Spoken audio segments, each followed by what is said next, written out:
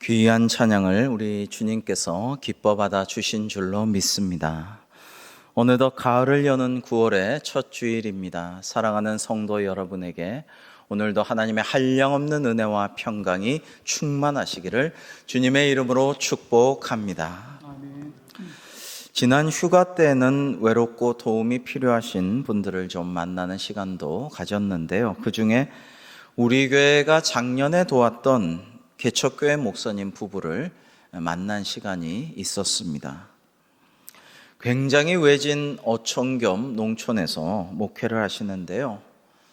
참 열심히 전도하시지만은 전도가 좀처럼 잘 되지가 않는다라고 말씀하셨습니다. 그 지역 주민 대부분이 거의 100% 가깝게 천도교 신자입니다. 그리고 절도 많고요. 목사님이 개척하시기 전까지는 기독교회가 단 하나도 없었습니다. 기독교인도 없었습니다. 그리고 목사님이 자비로 교회를 개척하고 사택과 텃밭을 일구고 하는데 초반에 교회를 이렇게 짓는데 십자가를 못 올리게 하는 거예요. 이 천도교 주민들이 우리 마을에선 십자가 못 올립니다. 이래가지고 방해를 하고 그래서 한참 동안 애를 먹은 이야기를 하셨습니다. 그래서 목사님 부부는 말씀하시기를 참 열심히 전도하는데도 전도가 좀처럼 되지 않아서 하나님께 송구하고 또 작년에 그렇게 많이 도와주신 대광교회도 참 송구하고 그렇습니다마는 지금 저희 가정을 비롯해서 4가정 7명이 예배를 드리고 있습니다.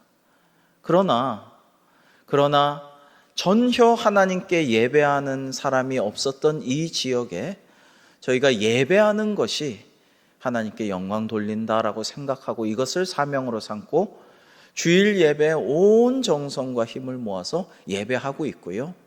또 안 되지만 계속해서 전도하고 있습니다. 마을 회관과 노인정과 각 가정을 찾아다니면서 이렇게 전도하려고 애를 쓰고 있습니다라고 말씀하셨습니다. 여러분, 교인이 너무 적어서 생활이 안 되니까 사모님은 요양보호사로 일하고 계시고 목사님은 농사를 열심히 짓고 계시더군요. 그런데 말씀 나누다 보니까 이 목사님 부부를 뵌 거는 이번이 처음이거든요. 작년에는 여러 가지 상황을 듣고서 이제 저희들의 헌금을 전해드린 것 뿐이지 뵌 적은 없기 때문에 이번에 뵙고 이런저런 말씀을 많이 나누다 보니까 이 목사님 부부가 원래는 의왕 사셨더라고요. 근데 의왕 사셨는데 의왕에서 잘 사시다가 하나님의 소명을 받고 이렇게 복음화 휴리 제로에 갖고 아무 기독교인도 없고 교회도 없는 이 남해 외진 농어촌에 교회를 세웠는데 의왕의 아파트를 팔고 그걸로 이제 남해 교회를 세우고 밭을 사고 이렇게 하셨다라는 것입니다. 여러분, 의왕이 요즘에 아파트가 자고 일어나면 어떤 데는 2억 오르죠. 그리고 아파트 안 팔기를 정말 잘했다. 떠나려고 했는데 안 떠난 게 정말 좋다. 인생 역전의 기회다. 이런 이야기도 하는 때이죠. 그러나 부동산 시세 차익 같은 것만 따지는 세상 사람들의 눈으로 볼 때는 야, 어쩌면 그렇게 손해를 받느냐. 잠이 안 오겠다. 밥맛도 없겠다. 이거 살면 뭐하나. 온갖 생각을 다 할 수가 있지만은 하나님의 뜻에 따라 예배하는 사람이 없는 그곳에 가서 하나님을 예배하는 그런 교회를 세우고 때를 얻으나 못 얻으나 열심히 전도하고 그러고 계시는 목사님께 하나님의 영광이 임하고 하나님이 기뻐하시고 하나님께서 칭찬하실 줄로 믿습니다.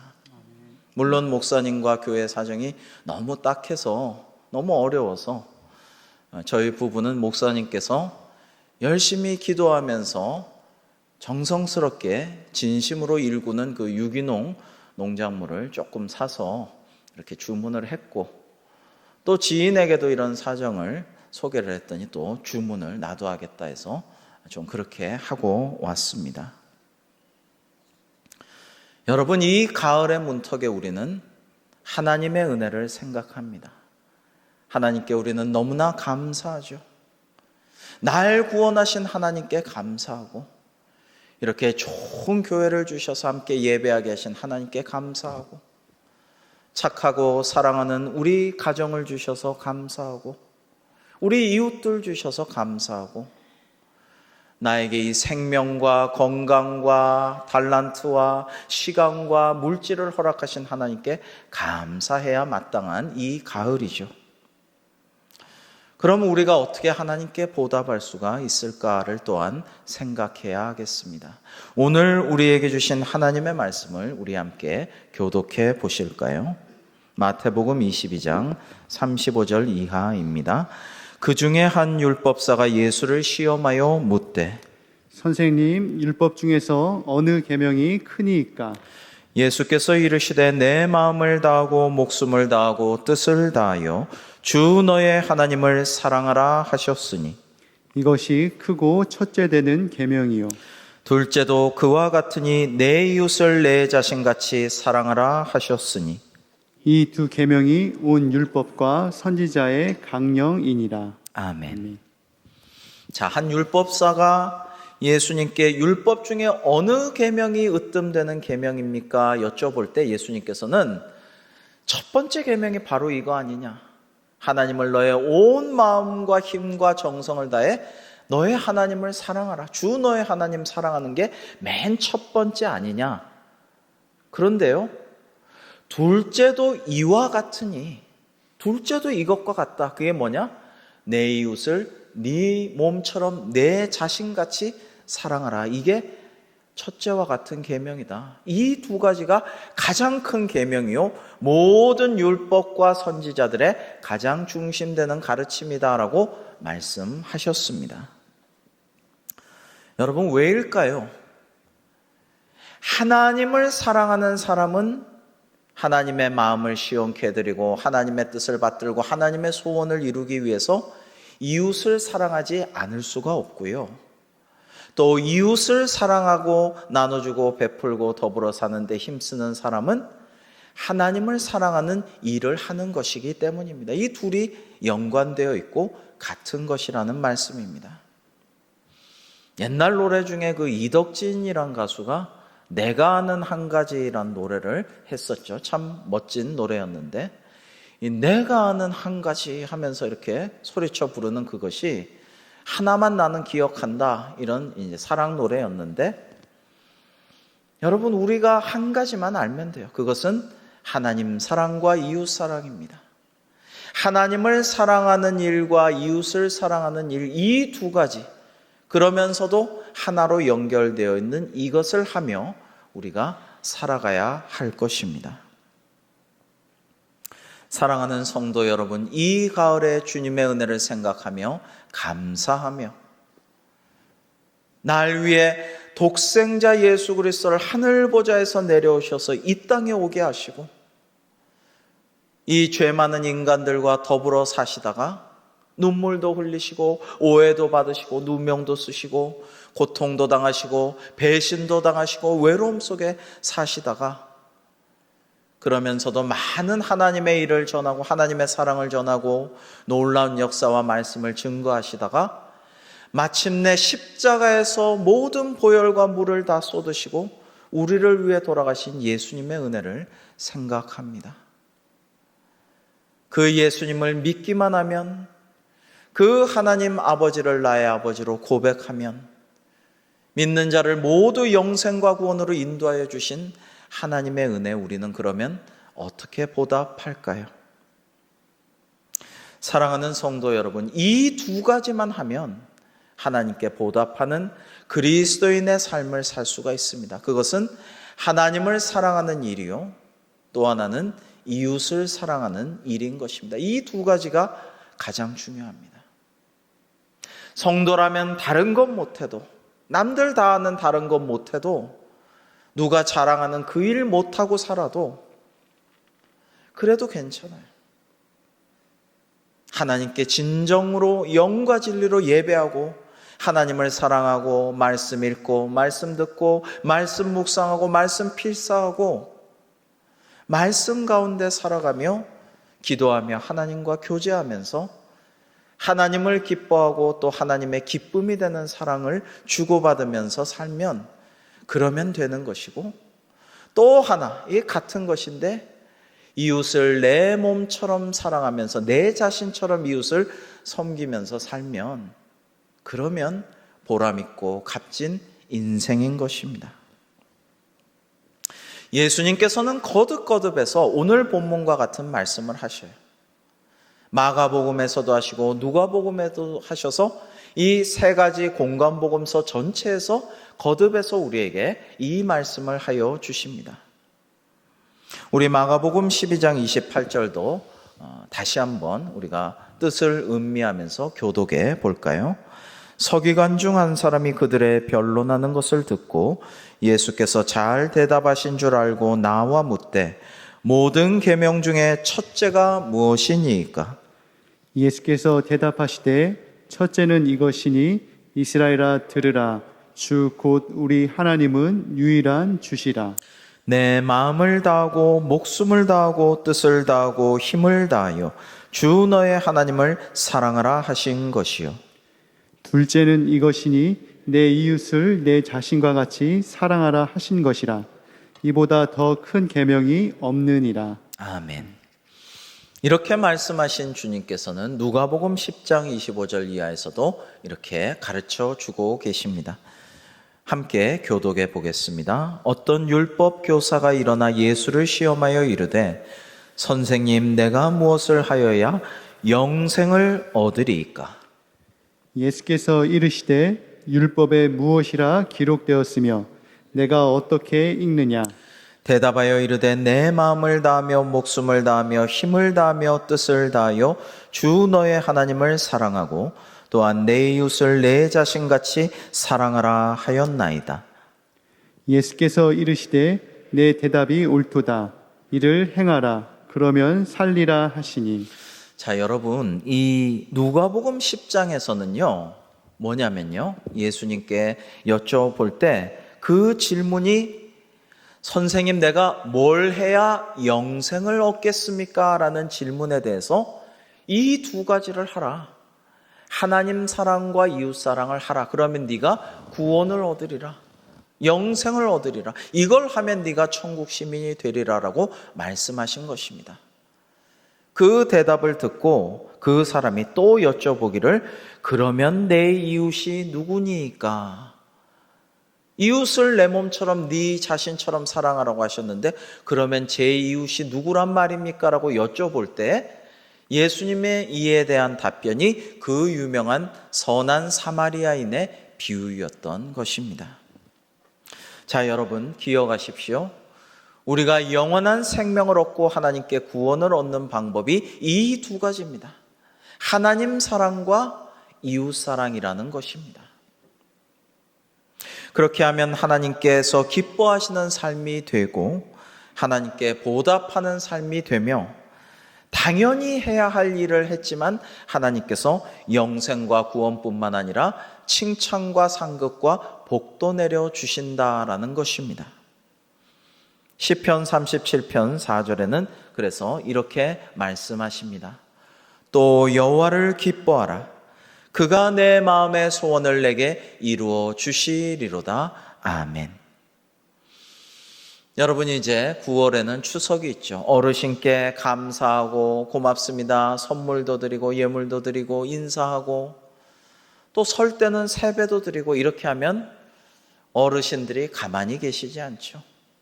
할아버지가 손주들한테 그냥 오냐 하고 받기만 하지를 않으시고 세뱃돈도 주고 맛있는 것도 베풀어 주시고 쓰다듬어 주시고 축복도 해 주시고 이렇게 하죠. 여러분 우리가 하나님의 마음을 기쁘게 해드리고 하나님의 간절한 소망을 이루어드리고 하나님께서 우리에게 하라고 하신 것을 준행하면 하나님께서도 가만 계시지 않고 우리를 좋은 것을 베풀어 주시고 좋은 길로 인도하여 주시고 복을 내려 주시는 줄로 믿습니다. 여러분, 성경은 우리 자손이 복받는 비결도 가르쳐 주십니다.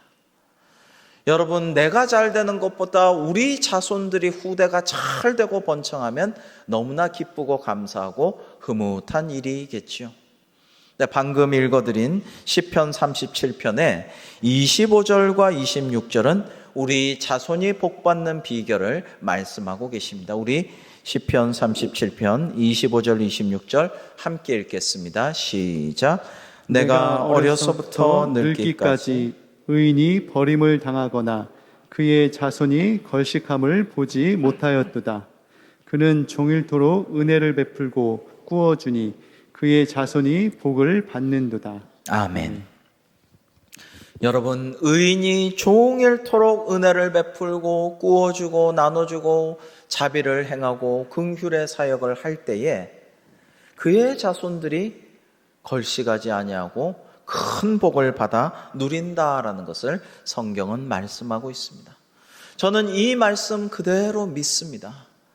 왜냐하면 저의 여러 가게를 통해서, 이웃을 통해서, 또 목회하면서 하나님께 영광 돌려 하나님을 사랑할 뿐만 아니라 이웃을 사랑하고 내 가진 것도 다 내어주고 내 집에 있던 것도 들어서 주고, 그리고 참 하나님께서 기뻐하시는 일을 하기 위해서 이웃들을 돌보고 먹이고 재우고 그렇게 살폈던 분들이 계시는데요.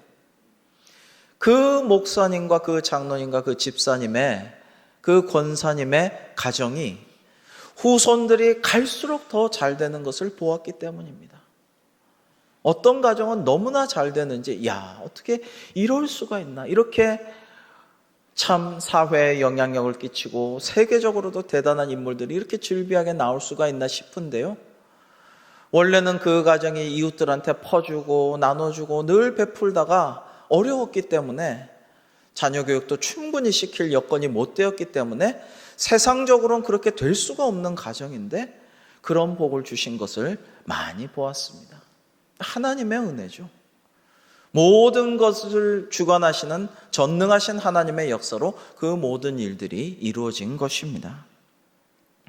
그러므로 사랑하는 성도 여러분, 하나님께서 다 채워주시고 더 주실 줄 믿고 우리 이웃들에게 나눠주고 불쌍한 사람들을 도와주고 하나님의 마음을 시원케 해드리는 우리 대광교회가 되기를 주님의 이름으로 축복합니다. 사랑하는 성도 여러분, 우리 한번 돌아봅시다. 하나님께서 우리에게 귀한 생명 주셨습니다. 우리에게 귀한 달란트 주셨습니다. 우리에게 건강 주셨고 시간도 주셨고 물질의 축복도 주셨습니다. 사랑하는 가정도 주셨습니다. 그러면요, 우리가 이것을 하나님을 사랑하는 일을 위해서 지금 잘 사용하고 있는지 돌아봅시다. 하나님의 교회를 위해서, 하나님께 진정으로 예배하기 위해서, 선교 사역을 위해서, 전도를 위해서 잘 사용하고 있는지 돌아봅시다. 또한 우리가 이 두 가지만 합시다라고 했는데, 이웃을 돕고 이웃을 섬기고 이웃을 구제하기 위해서 우리의 시간과 우리의 물질과 우리의 정열과 우리의 모든 에너지, 우리의 건강, 우리의 은사들을 사용하고 있는지 돌아봅시다. 보르톨도 지오바니는 위대한 조각가였는데 미켈란젤로의 스승이었습니다.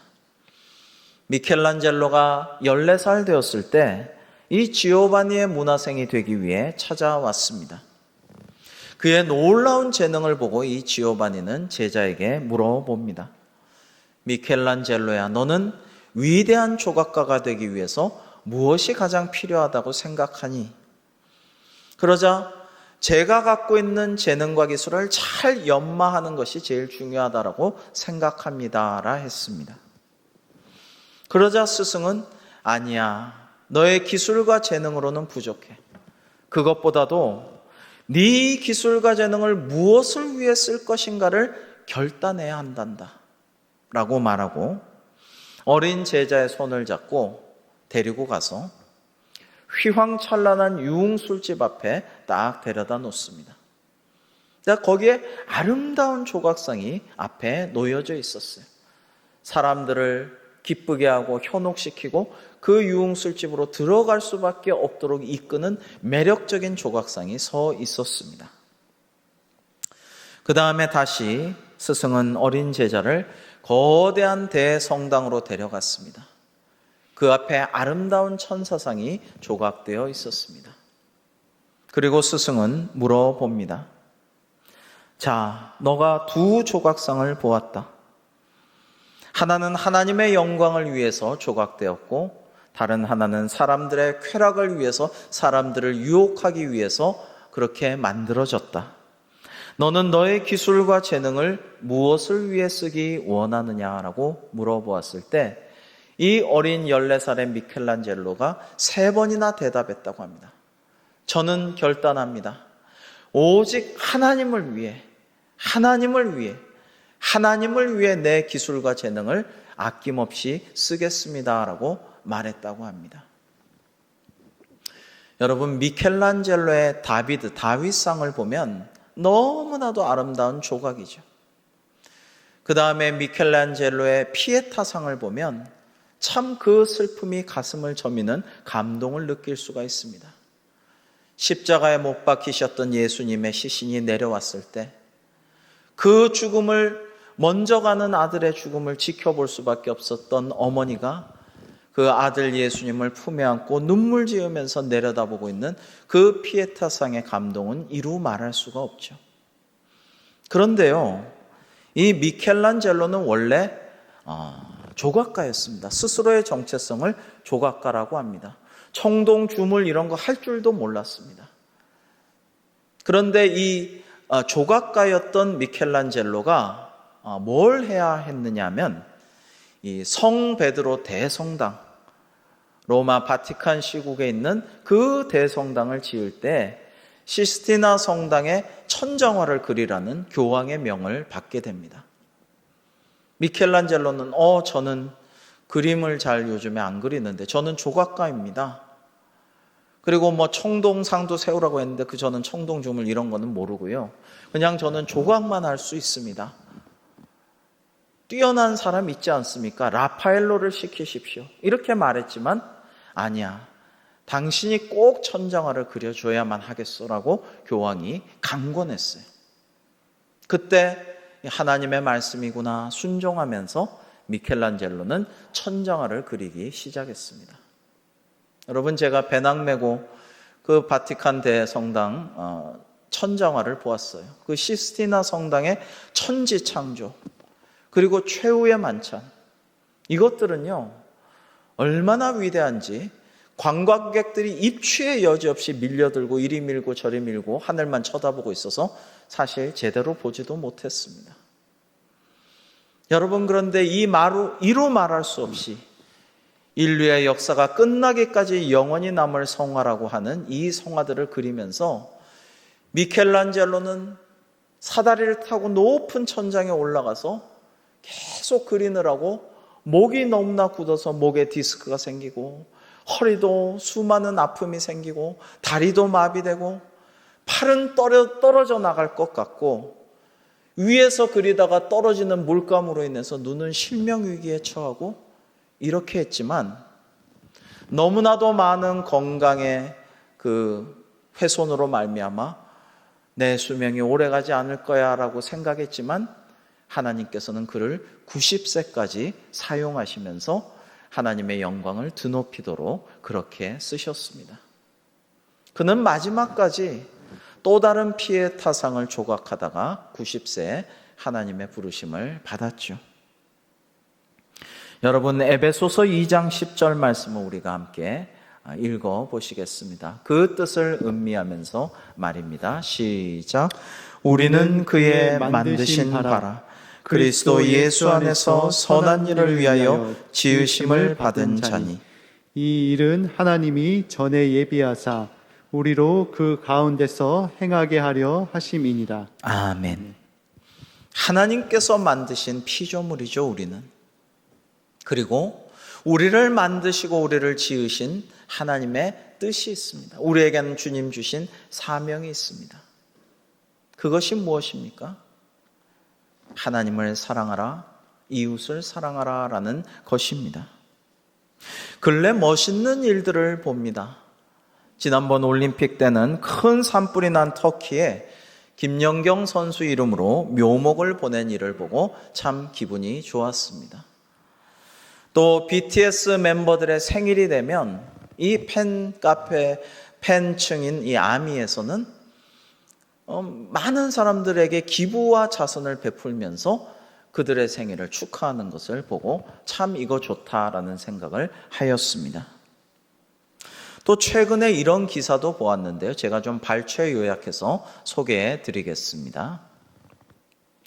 지난 8월 27일 아프간 기여자 390명이 진천 충북 혁신도시 내 국가공무원 인재개발원에 여장을 풀고 약 8주 동안의 임시 체류 생활을 시작했습니다.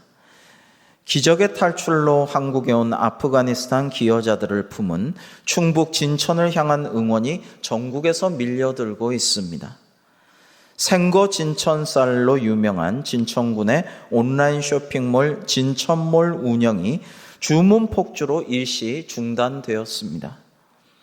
아프간 기여자들이 입소한 지난 8월 27일 오후부터 29일 오전까지 48시간 동안 그간 한 달이 넘는 기간에 몰려든 주문량을 능가하는 1,500여 건 6,900만 원어치의 주문이 몰려 배송을 할 수 없는 상황이라 행복한 고민입니다 라고 말했습니다. 전국의 누리꾼들은 돈줄 내자면서 진천의 응원에 나섰다고 합니다. 이 돈줄 내자라는 것은 최근 유행하는 단어 중에 하나인데요. 돈으로 혼줄 내자라는 것입니다. 어려운 일을 당하거나 억울한 일을 당한 사람에게 돈으로 아주 정신없게 만들어 도와주자라는 재미있는 말이죠. 그래서 진천몰 게시판에는 고품격 진천군 돈줄 나야 한다. 돈줄에 동참하자. 돈줄 내러 왔다. 국격을 높여준 진천 주민께 고맙다. 어떻게 도와드릴까 생각하다가 돈줄 내니 뿌듯하다 등등. 이후에도 돈줄 내고 싶어요. 다음에 사러 올게요. 추석 선물로 지인 주소로까지 만들었는데 아쉽습니다.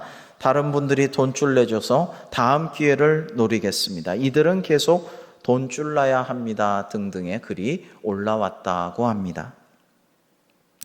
여러분, 돈 자체는 중립적인 것이죠. 성경에서는 이 돈을 사랑함이 일만하게 뿌리라고 하였습니다마는 돈을 사랑할 게 아니라 이 돈을 가지고 이웃을 사랑하면 되는 것입니다. 돈을 유용하게 사용하면 되는 것이죠. 이렇게 세상 사람들도 돈줄 내는 일을 하고 선한 기부와 자선의 움직임을 많이 보이는 때인데 우리도 하나님께서 주신 재물을 한번 멋지게 사용하면 어떨까요? 오늘 가장 큰 계명은 하나님 사랑과 이웃 사랑이며 이것은 결국에는 같은 것입니다. 이 두 가지만 합시다라는 말씀을 우리가 나누고 있습니다. 요한일서는 하나님은 사랑이시라는 말씀을 하면서요. 11절에는 사랑하는 자들아 하나님이 이같이 우리를 사랑하셨은즉 우리도 서로 사랑하는 것이 마땅하도다라고 말씀하십니다. 이어서 요한일서 4장 20절과 21절은 이렇게 말씀하십니다. 우리 함께 읽겠습니다. 시작. 누구든지 하나님을 사랑하노라 하고 그 형제를 미워하면 이는 거짓말하는 자니 보는 바 그 형제를 사랑하지 아니하는 자는 보지 못하는 바 하나님을 사랑할 수 없느니라.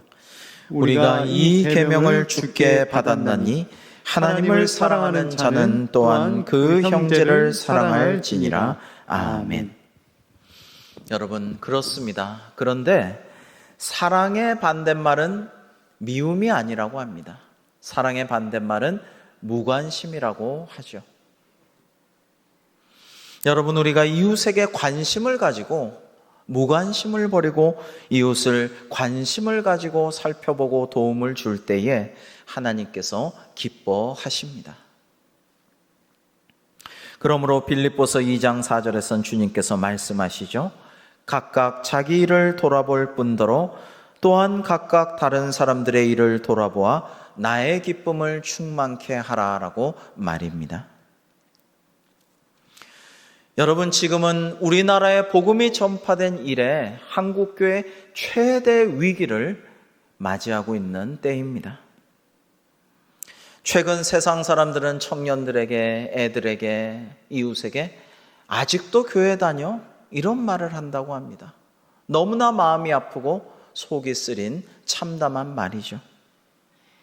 그런데 이런 상황이 왜 왔느냐? 코로나가 다가 아닙니다. 그 전부터 한국교회는 큰 위기였고 코로나는 이것을 가중시키는 상황, 촉매제 역할을 하는 상황입니다. 그 이유는, 이런 위기에 봉착한 이유는 교회가 그 본질을 지키지 못하고 지내왔기 때문입니다. 교회의 본질은 무엇입니까? 교회는 하나님을 사랑하여 모여서 힘써 예배드리고 영과 진리로 예배드리고 그 다음에 거기에 그칠 게 아니라 흩어져서 세상을 섬기고 이웃을 사랑하라는 것이 주님의 몸된 교회의 본질입니다. 교회는 자족적인 기관이 아니라 세상을 위한 기관이고 이웃을 사랑하라고 주님께서 세워주신 그러한 기관이다라는 것을 우리는 교회의 본질로 여겨야 하는 것입니다.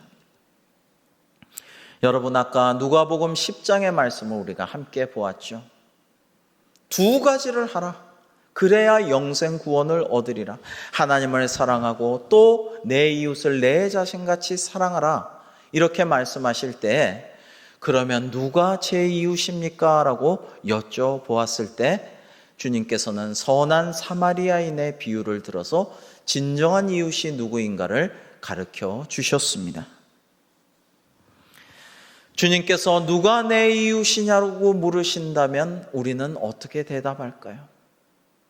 그리고 이 관영동 주민들에게, 우리 안양의 주민들에게 주님께서 누가 너희 이웃이냐고 할 때에 사람들은 교회를 나의 진정 선한 이웃입니다라고 대답할까요? 이 가을에 우리가 가만히 생각해 봅니다. 하나님께서 우리에게 값없이 베풀어 주신 은혜가 얼마나 큽니까?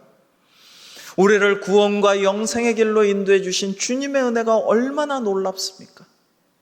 우리가 어떻게 주님의 십자가 보혈과 구원의 은총에 보답해야 하겠습니까? 얼마 전까지 우리 교회는 힘써 바자회를 하고 그 수익금으로 더 어려운 이웃들을 도왔습니다. 지난해에는 코로나로 우리 교회도 참 어려웠습니다.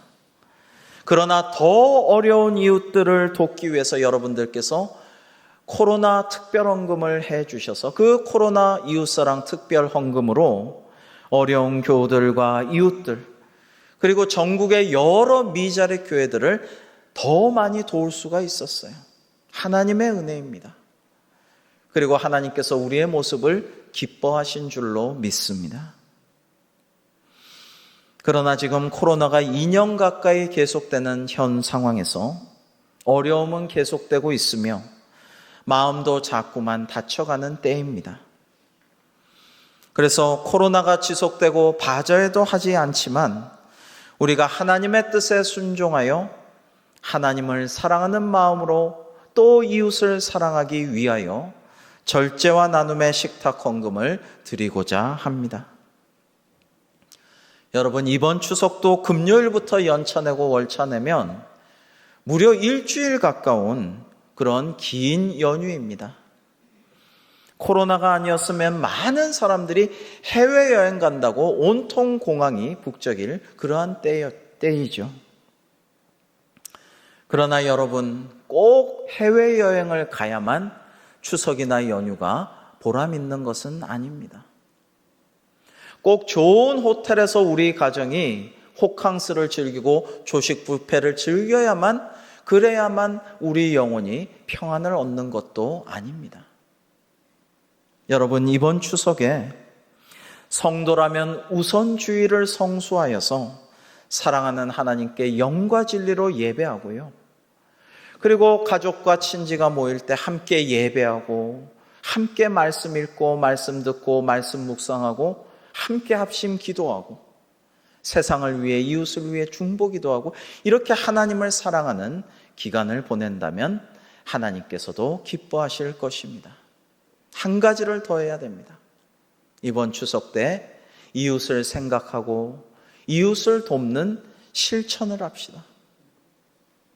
해외여행 못 가도, 제주도 못 가도, 멀리 못 가도 우리 가족 행사 하나 못하는 그 비용으로, 외식 좋은 데서 우리 가정 한번 하지 않는 그 비용으로, 하다못해 우리 가정에서 갈비찜 하나, 그거 하나 절제하는 비용으로 이번에 절제와 나눔의 식탁 헌금을 들여서 어려운 이웃을 돕는다면 분명 주님께서 기뻐하시고 칭찬하실 줄로 믿습니다. 이 헌금 전액은 올해도 추석을 맞이하여 더 어려운 이웃과 성도님들에게 전달하겠습니다. 다 함께 기도하시면서 각자의 믿음의 분량대로 꼭 동참해 주시기를 원합니다. 사랑하는 성도 여러분, 온 마음과 정성과 힘을 다하여 하나님을 사랑하며 예배하고 또 이와 같은 것으로서 이웃을 내 자신처럼 사랑하는 이 두 가지만은 실천하며 삽시다. 그래야 하나님께 영광 올려드리고 하나님께 칭찬과 상급을 받아 기뻐하고 즐거워하는 우리 대광교회가 되기를 주님의 이름으로 축복합니다. 기도하시겠습니다.